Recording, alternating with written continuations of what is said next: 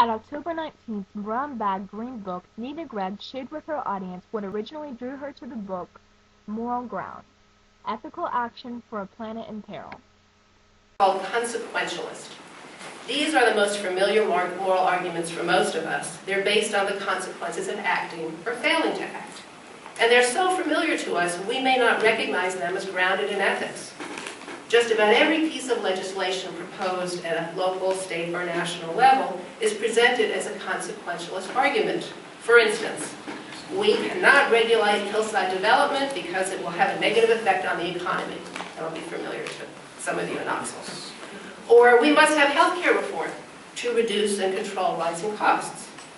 Consequential arguments for taking action to preserve a planet in peril include for the survival of humankind, for the generations of children to come, or to preserve biodiversity. We should act because our acts will have consequences. The second kind of moral argument in the book is focused on doing what is right. These are called deontological arguments based on the notion of duty. One example of a deontological argument is the faith-based movement of creation care and stewardship of the earth. The third kind of moral argument used in the book is based on virtue. And virtue ethics are about what kind of person to be. What is a good person? How does a good person act? For you, the best expression of human virtue might be to honor obligations to the future, or to act with compassion, or to honor the wonder of all the earth, or to act with personal integrity. So virtue has lots of possible applications. Essays using these three forms of argument are throughout the book. And the book is organized into 14 sections, which don't match up precisely with the three. They're kind of sort of organized that way. Every section opens with the same question. Do we have a moral obligation to take action to protect the future of a planet in peril? And each section has a different answer to that question. And each section ends with a couple of pages of suggested ethical actions tied to the theme of that section. Before I turn my attention to three specific essays, I'd like to say what drew me to the book, because my interest in it, of course, affects how I'm presenting it to you.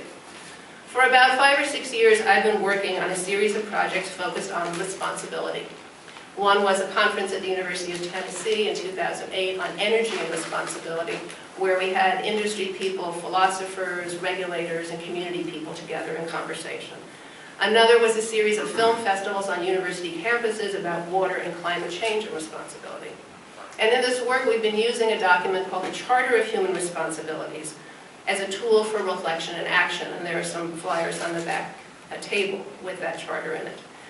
In this work, responsibility refers to our individual and collective responsibility for one another, for the future of humankind, for the planet, for human rights, and for peace. And this has really been an immersion experience for me in what people think are the fundamental values of our country. My reading of the book is informed by this experience. What does responsibility mean to different people?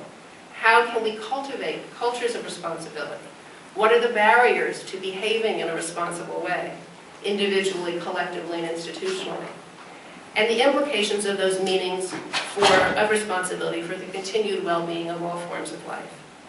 And among the frameworks that's been helping me make sense of this work I've been doing is this distinction between actions motivated by interests, which are what we want or what we think we want, and action motivated by values, the principles that define who we are.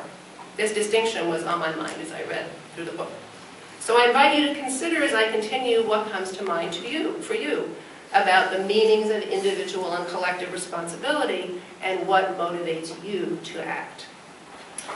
Well, I'm going to start with an essay from section 7, which opens, as I said, they all do, with this question: do we have a moral obligation to take action to protect the future of a planet in peril? And the answer